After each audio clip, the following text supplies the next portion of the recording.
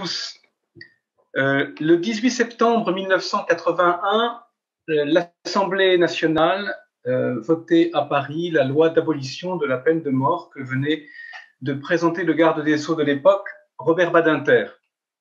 Il nous a semblé tout à fait fondamental, dans le cadre de l'association Recherche Mimétique, qui, comme vous le savez, s'inscrit dans le sillage de l'anthropologie de la violence de René Girard, de commémorer cette date importante et de réfléchir avec notre ami Denis Salas à la fois sur l'histoire de cette abolition de la peine de mort, car elle a une histoire, mais aussi de réfléchir sur la manière démocratique de répondre à ceux qui pratiquent encore aujourd'hui la peine de mort. J'entends les États totalitaires, dictatoriaux, théocratiques, voire terroristes comme Daesh, mais aussi de réfléchir à la manière de répondre démocratiquement à ceux qui en font encore l'apologie de la peine de mort, car on fait encore, même en France aujourd'hui, des apologies de la peine de mort.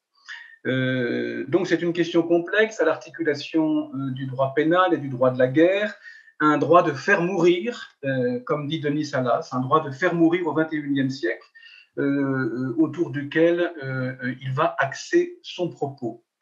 Alors, je remercie vivement Denis Salas d'avoir bien voulu à nouveau venir participer aux travaux de notre association. Denis a dirigé, il y a 3 ans, un gros colloque avec son association, l'Association française pour l'histoire de la justice, et la nôtre, qui est aussi la sienne, l'Association Recherche Mimétique, en partenariat avec la BNF, un gros colloque sur justice et terrorisme, entre mémoire victimaire et dépassement de la violence. Il connaît donc bien nos travaux, il connaît donc excellemment René Girard et était le mieux placé pour commémorer avec nous cet événement. Car Denis Salas est magistrat, il est docteur en sociologie du droit et en droit public.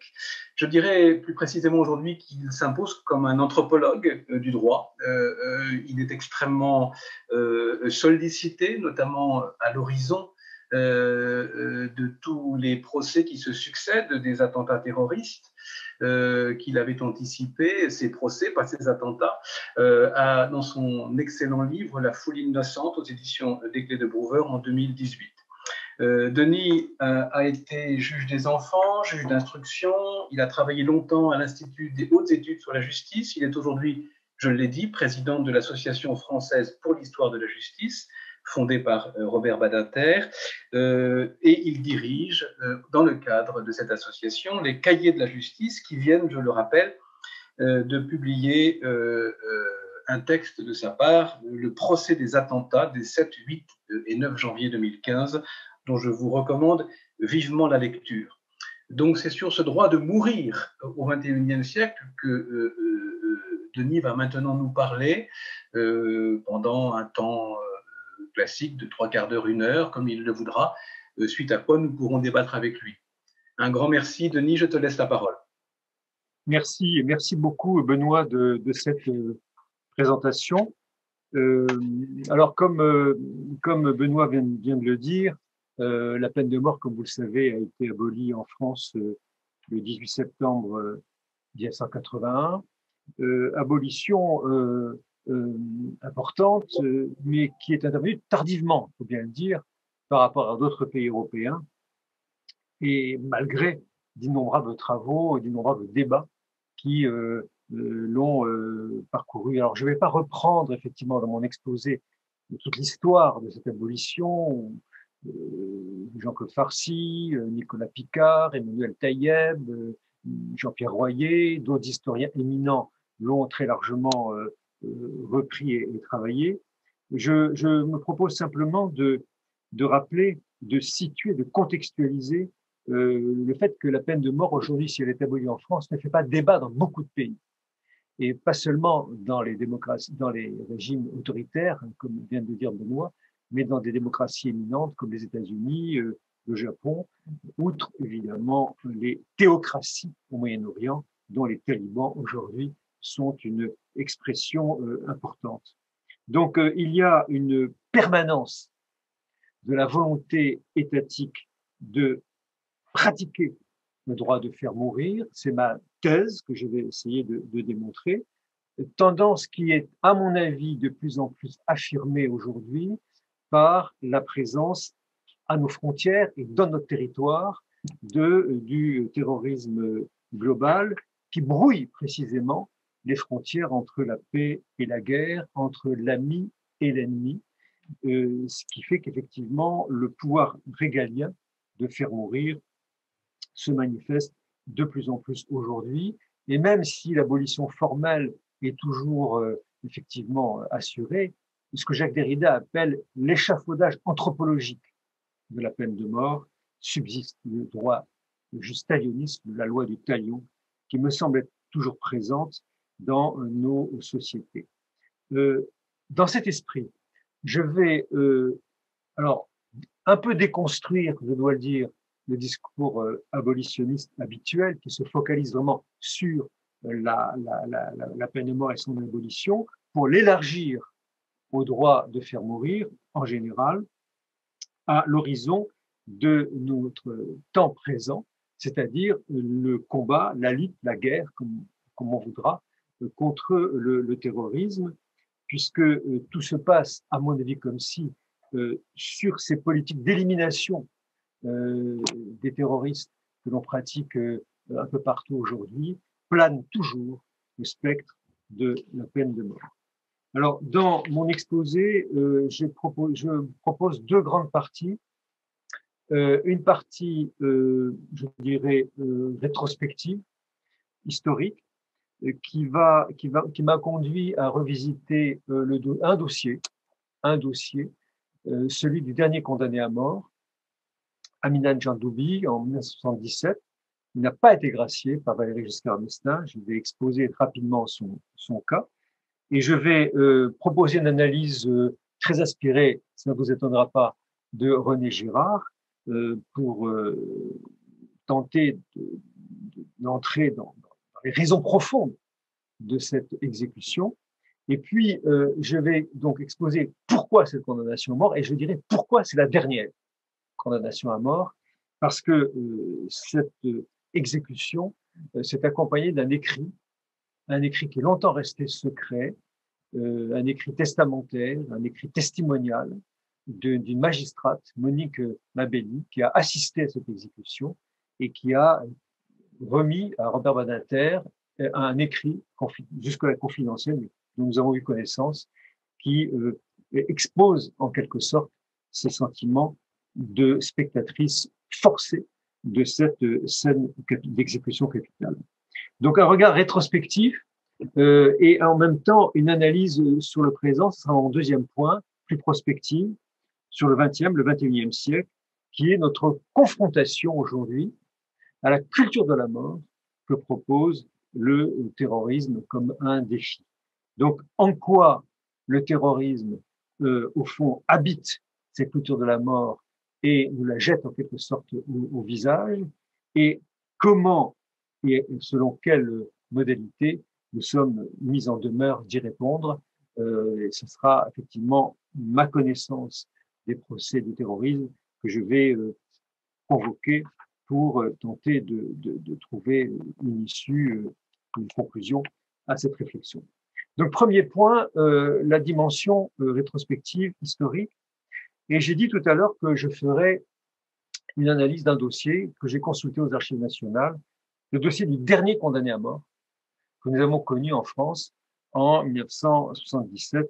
Très exactement, cette exécution a lieu le 18 septembre 1977. Alors, je résume d'un mot les faits qui ont conduit cet homme à cette peine capitale.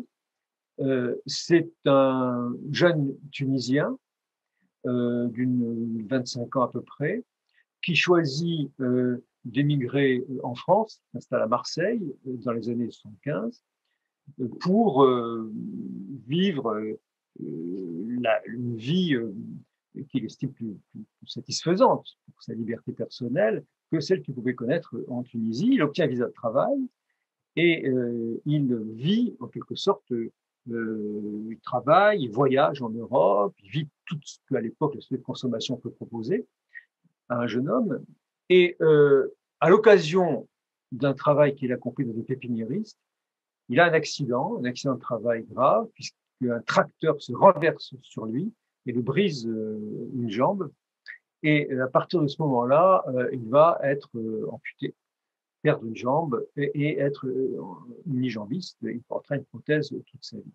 Sa vie va basculer et dépression, mélancolie, alcoolisme, drogue. Il va entrer dans un enchaînement de destructivité progressive et il va en quelque sorte projeter cette destructivité sur une jeune fille, Elisabeth, qu'il connaît, qui est sa maîtresse, et qui peu à peu va subir ces violences. Il va même jusqu'à vouloir la prostituer dans des foyers d'immigrés, mais elle se rebiffe, elle va porter plainte au commissariat. Il arrive à s'en sortir par plusieurs ruses, en invoquant son handicap notamment, mais elle réussit à s'échapper, donc à fuir, mais il dit une sorte de promesse, si je te retrouve, je te tuerai. Et il se trouve que quelques mois après, effectivement, il la retrouve. Il l'invite sous un prétexte de gentillesse et de retrouvailles chez lui, un après-midi. Et là commence une scène interminable de torture en présence de deux autres jeunes filles qui étaient là et qui se conclut par le fait qu'il entraîne dans un cabanon un peu plus loin et qu'il va l'étrangler, à suite de quoi il connaîtra quelques jours de fuite et finalement il sera retrouvé, arrêté, incarcéré et une instruction d'1 an va se poursuivre au terme de laquelle le procès qui va durer 2 jours, 1 jour en fait, pour le débat, le reste étant les plaidoiries et le réquisitoire, qui va durer 2 jours au total. J'ai vérifié ça sur le dossier, va être conclu par une exécution capitale qui sera effectivement prononcée par ce tribunal. Alors, voilà en gros le propos général, le thème général, le paysage de ce dossier. Maintenant, comment une juridiction peut en arriver là? Comment et c'est là ma grande curiosité en regardant ce dossier, et c'est là où René Girard m'a beaucoup aidé. Comment on peut effectivement, à partir d'un crime sordide certes, mais il y avait d'autres pénalités qui étaient envisagées, perpétuité, de 30 ans, il y avait des tas de possibilités de réprimer très sévèrement ce crime, comme on le fait par exemple aujourd'hui. Mais comment on en est arrivé là? Eh bien, je crois que d'abord, il y a l'attitude générale des magistrats qui dans les écrits que j'ai pu lire, décrivent très vite, diabolisent très vite l'individu en question. On évoque la séance de torture, très longue, d'une durée de 6 heures, graduée en intensité, donc on insiste beaucoup sur le détail de la violence. On insiste beaucoup sur alors une projection très forte, l'âme démoniaque de l'individu en question. Donc il est littéralement diabolisé et on retrouve effectivement peu à peu, revient dans le débat, dans l'inconscient des juges, dans leur pratique, l'origine religieuse de la sanction pénale, du talion, et la sanction, le prix du sang versé doit être effectivement réalisé. Donc on va peu à peu se reconstituer au fil et à mesure des lectures que j'ai pu faire, le lien de la violence et du sacré, désignant effectivement une victime émissaire sous les mots du droit, hein, qui vont effectivement s'emparer en quelque sorte de l'institution qui va désigner la portée sacrilège de cet acte, 1000 fois repris en détail, comme une véritable incantation. Mais la projection des juges ne suffit pas. Il faut aussi qu'il y ait une caution scientifique qui contribue à incarner en quelque sorte cette figure diabolique. Et cette caution scientifique, vous l'avez très nettement dans le dossier, dans les experts, les expertises. C'est-à-dire que vous avez deux experts, je les ai lus, toutes les deux, qui sont absolument radicales dans leur position. Ils disent à plusieurs reprises que c'est un individu qui est un pervers constitutionnel, qui est incurable, qui est, je cite, un colossal danger social. Donc, il est cloué en quelque sorte à une sorte de croix fatale où, effectivement, tout est mis en œuvre pour faire en sorte que ce criminel ressemble à son crime avant de l'avoir commis. Et évidemment, ces écrits d'expertise sont repris dans les écrits judiciaires, notamment dans le réquisitoire, pour bien marquer, en quelque sorte, l'effet de vérité auquel s'attache ce diagnostic de, même pas de dangerosité, mais de monstruosité qui s'attache à cet individu qui n'est ni réadaptable, ni curable, ni en quelque sorte réinsérable. Donc, un individu construit comme un monstre par l'écrit judiciaire auquel, au fait, tout le monde va contribuer. Donc, vous avez des passages extrêmement nets, notamment dans le dossier de grâce. Puisse personne n'avoir été dupe de la sincérité de ces déclarations, qui sont des aveux froids, dit le texte, dit sur le ton de la récitation, le président de la Cour conclut, il mérite une peine d'élimination. Sans compter ce qui transparaît dans le dossier, j'ai évoqué tout à l'heure le fait que ce jeune homme avait une sexualité plutôt libre, mais là on parle d'une sexualité débridée, de tendance sadique, avec un atavisme de polygamie originelle, et là on voit en arrière-plan évidemment une forme de racisme se profiler. Donc il est sorti de l'humanité en quelque sorte, et je dirais sa mort est inscrite dans le dossier. Alors, on peut effectivement avoir une interprétation, je dirais, sacrificielle. C'est un sacrifice humain auquel on assiste. Il est légitime de tuer qui a tué, d'une certaine manière. C'est le talion qui est appliqué. Et l'institution tout entière est plongée dans une mimésis violente, pour reprendre le mot de René Girard, que seul le sacrifice d'une victime peut effectivement briser. Donc, il faut pour cela, et Girard le dit également, que tout soit unanime dans la désignation de ce coupable. Donc, pour que la mort ne retombe en quelque sorte sur personne, dès lors que tous l'ont voulu, y compris l'auteur lui-même, qui reconnaît froidement, mais qui reconnaît l'ensemble des faits qui lui sont reprochés. Donc c'est comme Girard prend l'exemple dans la lapidation, c'est tout le monde doit jeter la pierre pour que la mort de la victime ne retombe sur personne.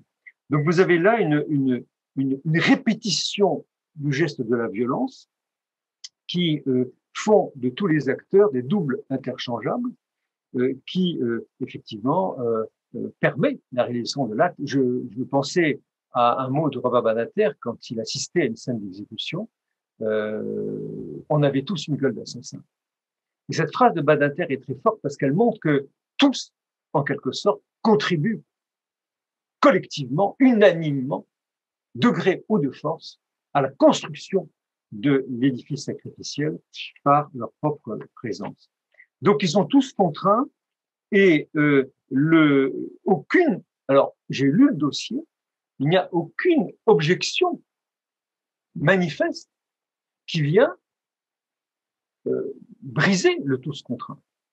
Vous avez le président, le procureur décline une arme démoniaque, vous avez les experts qui viennent évoquer le pervers constitutionnel, le plancher social, l'avocat dont on m'a dit qu'il était anti-abolitionniste, qui fait défaut et qui contribue d'une manière par son inertie à construire cette victime émissaire, jusque dans le dossier de grâce que j'ai lu intégralement, qui ne laisse aucune issue au président de la République, autre que la confirmation de la condamnation à mort qui était déjà proposée dans le dossier. Donc, une unanimité de bout en bout qui, effectivement, plonge ce dossier intégralement dans le mimétisme de la violence et dans l'échéance qui l'accompagne. Donc, il y aura donc cette condamnation, mais je voulais ajouter, et c'est mon second point dans cette première partie, que il y a une note de dissidence qui apparaît dans le dossier, et qui est le témoignage de cette magistrate donc, qui était présente le jour de l'exécution et dont nous avons l'écrit. Alors, vous savez que au cours d'une scène d'exécution, d'une séance d'exécution, le président de la juridiction demande à un magistrat d'assister à la séance, à la scène, pour recueillir éventuellement les derniers mots de l'accusé, du condamné. On pourrait longuement parler de cette démarche. Les médiévistes évoquent la requête d'un aveu au pied du gibet, comme on dit au Moyen-Âge. Là, dans la procédure, c'est purement pour voir s'il y avait des déclarations à faire, désigner des complices ou un affaire quelconque, ou un moment de rédemption qu'on pouvait effectivement espérer, une bonne mort, comme on le disait au Moyen-Âge, qui pourrait se manifester.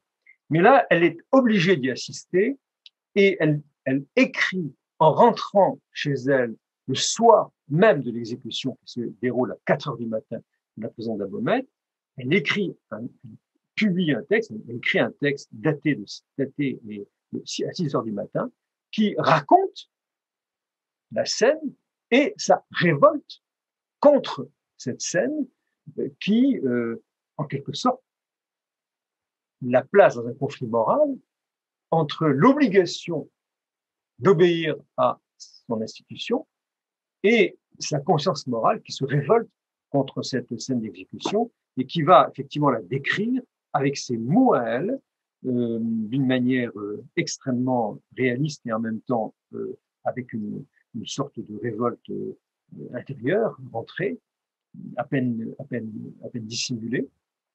Par exemple, à plusieurs reprises, elle est très critique, très cynique à l'égard de tous ses collègues qui sont présents.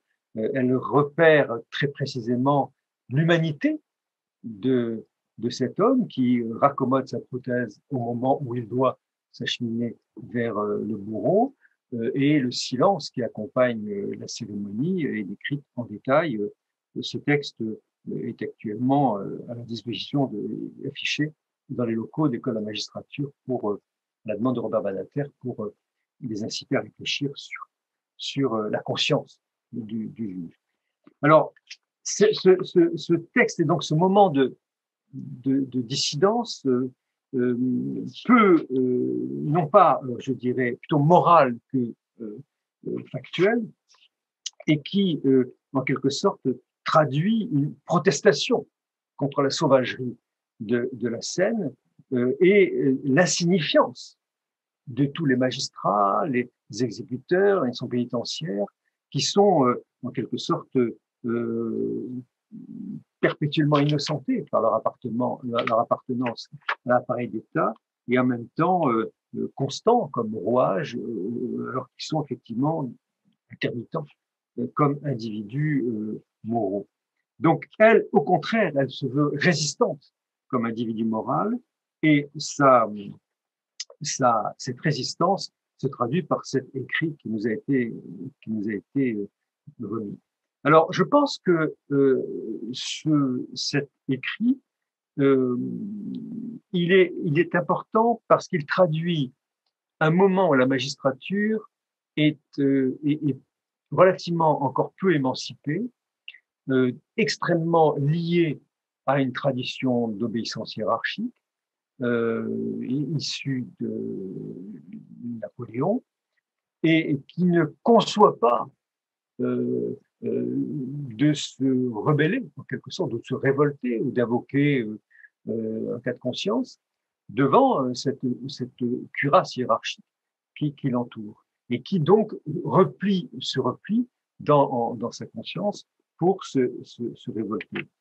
Le syndicat de la magistrature dont cette magistrate est membre vient seulement d'être créé il y a quelques années et il n'y a pas d'espace public, en quelque sorte, où elle puisse effectivement trouver des ressources pour exprimer son désaccord et le clamer. Donc vous avez là une première objection qui est faite à la peine de mort, à son exécution, qui n'est pas une objection formelle, mais qui est une objection de conscience. Mais je pense que cette objection va cheminer progressivement, se disséminer dans le corps judiciaire et va ouvrir la voie à une abolition judiciaire.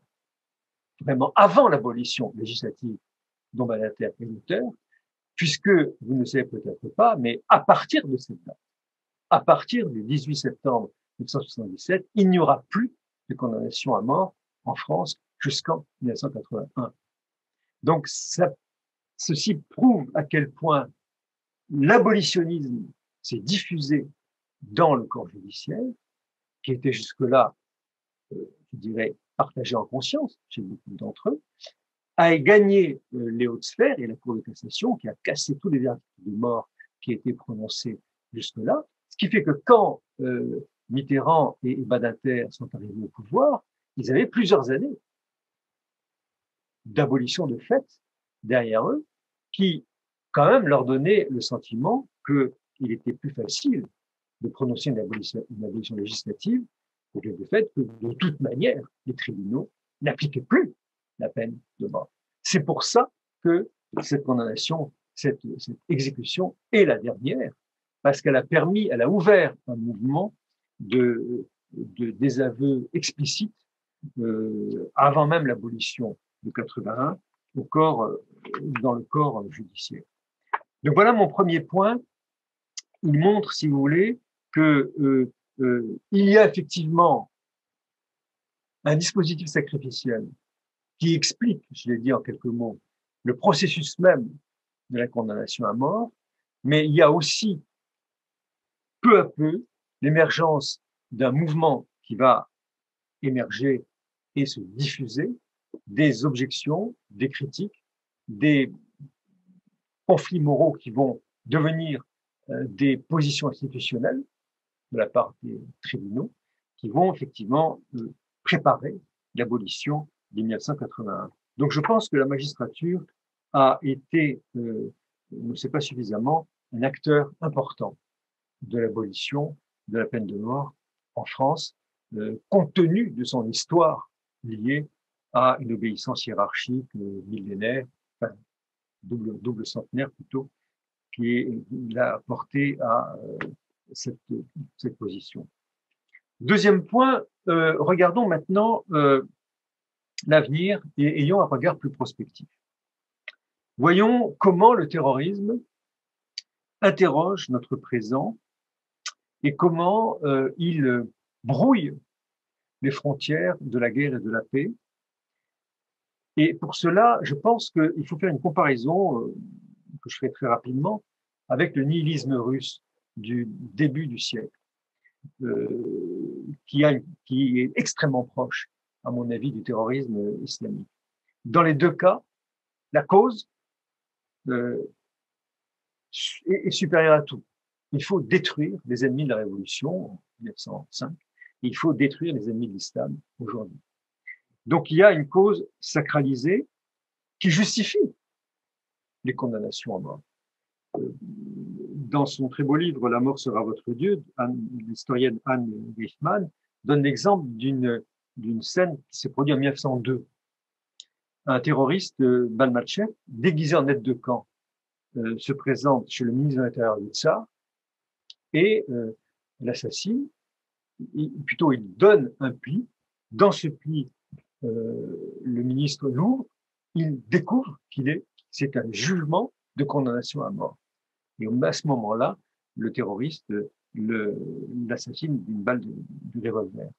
Donc vous avez là l'expression même d'une mise à mort ritualisée dans un scénario où l'individu en question est un ennemi à abattre, qui se réalise et qui permet effectivement l'accès à la condition dans le cas du djihadisme, de martyr, de héros, dans le cas des héros de la Révolution, dans le cas des djihadistes, qui permet effectivement de faire en sorte que la mort est le moment recherché dans l'attentat à suicide, par exemple, d'une guerre contre ennemi, parce que cette mort donne sens à l'existence. Donc la mise à mort est un pilier, en quelque sorte, qui structure le nihilisme ou le terrorisme. Et nous avons aujourd'hui, on assiste aujourd'hui, je crois, à un effet de brutalisation, pour reprendre l'expression de George Mossé, l'historien américain, à propos de la Première Guerre mondiale. C'est-à-dire la rencontre entre cette puissance mortifère qui s'abat sur nous, quelque sorte. Aujourd'hui, le terrorisme et notre société tend à débrider, à nous rendre à notre tour plus indifférents à la vie et réveiller la pulsion de mort telle qu'on peut effectivement l'avoir constatée dans les sociétés antérieures. Il y a une très belle expression de cette difficulté de sortir de cette matrice mortifère dans la correspondance de René Char et d'Albert Camus, où tous les deux, après la Seconde Guerre mondiale, se posent la question, mais comment, après l'incendie, dit Char, effacer les traces et murer le labyrinthe? Comment, répond Camus, après avoir connu et échangé la mort violente, comment guérir le cœur empoisonné? Il y a là une difficulté identitaire à sortir d'un climat guerrier qui a simplifié les hommes et qui les a rendus impropres à un état de paix, compte tenu de d'avoir été marqués par la violence guerrière. Et Camus conclut à un moment donné magnifiquement: je m'épuise à définir les nuances dont j'ai besoin. Donc, on est devant, avec le terrorisme, nous sommes devant quoi? Nous sommes devant une sacralisation de la cause islamiste, du groupe qui la soutient, au-delà des individus. Et nous, de notre côté, nous sommes devant la défense des valeurs de la vie, tout simplement, alors que de l'autre côté, il y a une sacralisation de la cause de l'organisation et une déshumanisation de la personne humaine. Et c'est cette rencontre qui rend la situation extrêmement difficile à négocier de part et d'autre. Donc il y a aujourd'hui, alors nous avons effectivement officiellement aboli la peine de mort, mais il y a 65 pays qui maintiennent la peine de mort pour les crimes de terrorisme. Il y a des pays, alors je ne vais pas les citer, mais l'Afghanistan qui va rejoindre ce bloc, Chine, les États-Unis, l'Arabie Saoudite, l'Iran, le Pakistan, etc. Mais au sein des pays abolitionnistes, vous avez tous ceux qui, au fond, acceptent que des concitoyens soient jugés, par exemple, en Irak, et encourent la peine de mort, il y en a de nombreux actuellement, en violation de tous les principes du procès équitable, une défense, un accès au dossier, les tribunaux indépendants, etc., etc. Donc, il n'y a pas d'extradition, on refuse l'extradition, on ne les rapatrie pas dans notre pays, on les abandonne à des justices qui pratiquent la peine de mort. Nous avons donc laissé dépérir ces individus ainsi que des familles dans des zones de guerre qui pratiquent cette justice peu indépendante et cette torture. Donc on a là vraiment la figure de l'ennemi, n'est-ce pas, qui l'emporte sur celle du citoyen, du justiciable, que l'on pourrait réintégrer moyennant un certain nombre de garanties. Et là, derrière, si vous voulez, la figure de l'absence d'extradition ou l'absence de rapatriement de ses concitoyens, il y a le maintien de la peine de mort indirectement à leur égard. Et je voudrais donner deux exemples de cette situation. Le premier concerne un phénomène que l'on connaît peu, mais qui se pratique de plus en plus, qui est l'assassinat ciblé. Alors, nous sommes là devant des opérations de guerre qui sont pratiquées couramment aujourd'hui sur tous les territoires, toutes les zones. Le président François Hollande avait lui-même dit à plusieurs reprises qu'il avait autorisé plusieurs assassinats ciblés à l'étranger, sans susciter particulièrement de réaction ou de protestation de la part de la classe politique française, qui au contraire s'est indignée devant la violation du secret défense de la part du président, comme si effectivement de telles opérations guerrières rassuraient le pays, en tout cas choquaient aucunement nos dirigeants, notre opposition. Pourtant, ces pratiques existent aux États-Unis, en Israël, mais donne lieu à un débat démocratique qui, sur l'opportunité de ces pratiques, elles ne sont pas acceptées aussi facilement qu'on pourrait le penser. Plutôt en Israël, moins aux États-Unis. Mais vous avez effectivement des cas où la démocratie peut être entraînée sur la voie de ces pratiques et basculer dans un mimétisme de violence qui peut effectivement entraîner sans fin un cycle de représailles où le mal répondrait au mal.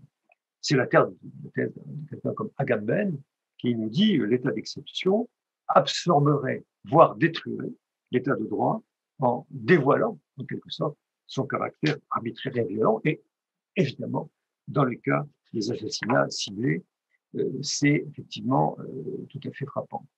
Donc, aux États-Unis, cette pratique est assumée ouvertement, massivement. Obama l'a très largement développé, les assassinats ciblés par voie de drone ou avec des hélicoptères d'attaque. Et vous vous souvenez sa formule extraordinaire, quand Ben Laden a été exécuté par un commando, justice has been done, donc la justice est faite. Et vous voyez bien que le mot justice même pose problème, on a besoin de le rappeler, puisque effectivement nous sommes dans une justice de guerre, mais qui détruit la justice et qui fait émerger uniquement le concept de mort qui il était jusque-là contenu. Bon, par ailleurs, les États-Unis pratiquent la peine de mort et Trump a très largement développé cette pratique-là. Et Trump lui-même, au moment d'exécution de al-Baghdadi, le chef de l'État islamique, a dit « He died like a dog, like a coward », il est mort comme un chien. Il a besoin d'animaliser l'individu en question, l'ennemi en question, parce qu'il incarne le mal et que son élimination, sa destruction est considérée comme une nécessité pour une société donnée. Alors vous avez effectivement ce discours de la guerre reconnu, avoué, pratiqué qu'ont les États-Unis, qui décident que nous avons en face de nous des ennemis illégaux qui ne relèvent pas du Convention de Genève, qui ne sont pas des troupes régulières en quelque sorte, et que donc il est permis effectivement de pratiquer ces assassinats ciblés. Ils sont appelés très souvent dans l'idiome militaire des stratégies de décapitation. Donc c'est un terme très intéressant parce que ce sont les têtes des organisations terroristes qui sont visées, en oubliant au passage les inévitables dégâts sur les victimes civiles que ces frappes dites chirurgicales entretiennent. Vous avez une culture de la violence extrêmement présente qui envahit complètement, qui déborde complètement le droit et qui donne manifestement raison à Agamben d'une certaine manière. Mais vous avez aussi, d'un autre côté, d'autres manières de pratiquer ces exécutions. C'est la pratique israélienne qui l'utilise massivement contre le Hamas à Gaza et sur d'autres sites, mais qui aussi accepte le contrôle de sa Cour suprême pour tenter d'encadrer par le droit ce type de pratique. Aaron Barak, qui est le président de la Cour suprême israélienne, dit « Nous devons lutter contre notre ennemi avec une main dans le dos », formule extrêmement parlante, qui montre que le droit doit encadrer ces pratiques avec la nécessité d'éviter les civils, la nécessité de ne pas avoir d'autres options stratégiques, la nécessité de respecter la proportionnalité et de prévoir des recours pour ceux qui, effectivement, pourraient en être titulaires. Donc, vous avez là un usage mesuré de la violence, un usage contrôlé de la violence, avec beaucoup de difficultés. Je ne dis pas que c'est quelque chose qui peut effectivement fonctionner à chaque fois, mais en tout cas, s'il est possible de tuer dans un contexte de guerre contre le terrorisme, ce n'est pas sans contrôle et sans garde-fou, parce qu'effectivement, vous retrouverez cet argument dans tout le débat libéral, le débat de la pensée libérale, qui vient de Beccaria jusqu'à Michael Walzer, qui vise à limiter et à proportionner ces pratiques plutôt d'essayer de les abolir. C'est un premier exemple. Et j'ai un deuxième exemple, si je ne suis pas trop long, un deuxième exemple qui relève de mon observation de certaines audiences de terrorisme. Vous savez, aujourd'hui, on va le voir dans le procès du 13 novembre, 80% des preuves qui sont retenues contre ces individus viennent de leur téléphone portable ou de leurs ordinateurs. Le reste, les aveux sont très rares, les déclarations aussi, et les témoignages aussi. Donc, tout repose sur ce qu'on va découvrir dans ces deux sites. Et j'ai en tête le cas d'un revenant de Syrie dont on a découvert, qui a été jugé aux assises récemment, dont on a découvert dans l'ordinateur une photo de lui en tenant une tête coupée. Alors, sidération, explication, rationalisation, discussion. Lui dit oui, mais on m'a forcé à le faire. Bon. Le parquet dit non. Vous avez ramené un trophée en France pour épater les copains. Pourquoi pas? Donc l'image a un effet, l'image violente, exerce un effet de sidération sur celui qui la reçoit directement. Et l'image violente, c'est malheureusement, c'est souvent fréquent dans un procès de ce type. C'est un événement sans récit qui vient vous fouetter le visage et vous laisse d'une certaine manière sans capacité de mentaliser cette image. Ça revient constamment dans les débats sans qu'on trouve le récit adéquat qui permet le récit plausible qui permet de reconfigurer l'image dans un récit qui donne sens à cette image pour nous libérer de la sidération que l'image provoque. C'est la distinction entre l'image violente et l'image de violence qui repose sur un récit. Et cette question sera évidemment centrale dans le procès du 13 novembre. Donc, et en même temps, si vous voulez, dans toutes les sociétés traditionnelles, anciennes, enfin, le vaincu d'une guerre, le vaincu perd son statut d'être humain et la décapitation symbolise son impossibilité de se venger sur les vivants. Et cette déshumanisation, cette transformation en un trophée permet d'assurer une victoire sans risque pour les vainqueurs. Alors, on peut imaginer, alors ce qu'il faut effectivement, c'est la difficulté, c'est de ne pas rester dans l'espace de la sidération et de sortir de cela. Et on peut imaginer un récit que pourrait avoir un avocat de la défense qui pourrait insister non pas sur la cruauté brute de la scène, mais sur la mise en scène barbare de la scène, puisque ce n'est pas le porteur de la tête coupée qui est l'auteur de la scène, mais le photographe, la mise en scène qui en est l'auteur pour les besoins de la propagande. Et vous savez comme moi que les studios de cinéma de Daesh ont extrêmement sophistiqués. Donc cette exhibition de la tête de l'ennemi est une cérémonie d'allégeance au groupe, et le jeune homme en question, pourrait dire son avocat pour sa défense, a été pris dans un tourbillon de destruction qui l'a aspiré et dont on ne peut pas lui faire porter ce tatouage de la famille qui le frappe. Donc on aurait pu dire il en est l'image, il en subit l'image, il n'en est pas l'auteur. En tout cas, c'est un récit qu'on aurait pu proposer pour sortir de la sidération, en quelque sorte, un bouclier de Persée. Persée a pu combattre la Gorgone en trouvant effectivement un miroir dans le bouclier que lui prêtait Athéna pour combattre sans regarder en face son ennemi, mais avec le prisme du miroir pour effectivement la vaincre. Et là, ça aurait été la même chose. L'avocat aurait gagné en proposant le miroir d'un récit qui permettait d'éviter le face-à-face fusionnel avec l'horreur, le court-circuit du sens, l'équipe de la raison, pour recoder l'image dans un discours. Alors, voilà un peu ce que je voulais évoquer. Je vais conclure par des réflexions sur cette question de la violence, du terrorisme et de notre réaction à cela. Je dirais que le terrorisme est à la fois un défi pour les pays abolitionnistes, parce qu'ils tendent à réveiller leur violence et la pulsion de mort, la loi du talion, mais en même temps, les pays en question, les pays démocratiques, les pays abolitionnistes sont mieux préparés, me semble-t-il, que d'autres, parce qu'ils ont fait le choix de la vie.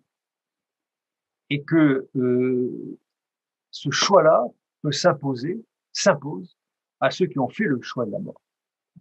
Et ce choix de la vie, vous serez privé, quoi qu'il arrive, de liberté, pour un temps déterminé, mais nous ne nous en prenons pas à votre vie, comme vous en êtes pris à la vie de vos ennemis.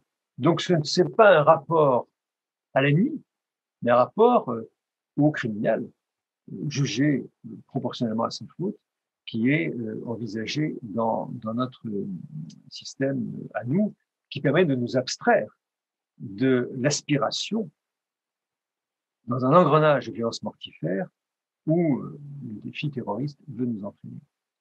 Et je crois que nous avons des outils pour le faire. Le langage du droit, d'abord, en est un, puisqu'il met à distance, il dépolitise, il désidéologise, il déthéologise, en quelque sorte, cette violence. Non, vous n'êtes pas des combattants, mais des criminels, vous n'êtes pas des martyrs, mais des justiciables de notre justice. Vos actes ne sont pas sacrés, ce sont des meurtres punis par nos lois, donc un travail de reconstruction du sens des actes par le langage du droit, et donc un travail de démantèlement de la mystification qui cache une pure violence aveugle qui est celle du terrorisme. Donc c'est extrêmement important ce qui va se passer là pour le 13 novembre, parce qu'on va lui dire « je ne suis pas ton ennemi, je suis ton juge, je ne te combats pas, mais en même temps je veux t'entendre, je te donne un avocat, je respecte tes droits, et donc je t'entraîne progressivement hors du martyre et de la cause dont tu te réclames. » Donc, il y a un travail important dans la reconstruction du sujet qui peut être opéré par la justice. Et en même temps, à ce discours s'ajoute le discours des victimes. Et il est très important, parce que le discours des victimes va dans le même sens. Il va dire, vous voyez, pour nous, au Bataclan, au Stade de France, aux terrasses, nous étions des cibles innommées, anonymes. Mais voilà qui nous sommes. Nous allons nous dire qui nous sommes face à vous. Nous ne sommes pas des cibles inanimées à la gloire de votre martyre. Nous sommes des êtres de chair et de sang. Nous avons un récit à proposer. Nous avons une parole, nous avons des droits et surtout le droit de vous demander des comptes aujourd'hui. Donc, réintégrer par le discours des victimes une réalité ici et maintenant, ici, aujourd'hui, ici-bas, en quelque sorte, permet de désenvoûter la cause dont ils se réclament et dont ils s'enveloppent, en quelque sorte, pour commettre leurs crimes. Et ceux qui portent ce discours sont les blessés dans leur vie, d'une part, dans leur vie, et puis ceux qui ont connu un deuil. Et puis, plus profondément encore, face à la mort violente brandie par le terroriste, on n'est pas dans un effet de miroir. Il n'y a pas de surenchère. Il n'y a pas de mimétisme où la violence de mort répondrait à la violence de mort. Aucune violence démesurée ne justifie une peine absolue. Au contraire, on retrouve toute l'argumentation de Derrida sur l'analyse de la peine par Kant, la rétribution. Nous avons une échelle de peine qui relativise les responsabilités de chacun et qui réintègre dans un rapport de proportion les actes commis à la hauteur des paroles qui ont été prononcées au cours des débats. Donc, vous redonnez un sens à la peine en écartant la peine, je dirais, radicale, la peine de mort, de l'horizon d'un verdict quelconque. Donc, effectivement, si la répression est pensée comme une guerre d'agression, ce n'est pas possible, puisque la notion de guerre l'emporterait, et les démocraties ne seraient pas vraiment gagnantes. Mais si vous songez aux exécutions extrajudiciaires aujourd'hui pratiquées dans tous les pays, il serait donc quand même assez paradoxal que ce grand élan vers l'abolition universelle de la peine de mort s'accompagne parallèlement d'exécutions sans juge, sans preuve, sans procès, sur un simple soupçon qui est apprécié de façon discrétionnaire. Donc, abolition, certes, mais est-ce qu'il n'y a pas une réintroduction de la peine de mort informelle par ce type de pratique-là? C'est une question que évidemment, je me pose. Et je termine sur le grand séminaire de Derrida sur la peine de mort, que Derrida fait une critique, déconstruit le discours abolitionniste à juste titre, puisqu'il dit, c'est vrai qu'il n'y a pas un recul inhérent à la civilisation de la peine de mort, comme si elle était acquise après les Lumières, après Beccaria, après Voltaire, après Victor Hugo, etc. Mais au contraire, à tout moment, un État souverain, quelle que soit l'idéologie, avec une idéologie qui peut effectivement, dont il peut être acteur, peut décréter l'état d'exception, décréter une guerre d'agression et suspendre les droits en ayant recours à une violence létale sous quelque forme que ce soit. Donc voilà un peu je termine par là, en m'excusant d'avoir été un peu long, voilà un peu le paysage contrasté, je dirais, dans lequel nous sommes confrontés en cette date anniversaire de l'abolition de la peine de mort. Je vous remercie de votre attention.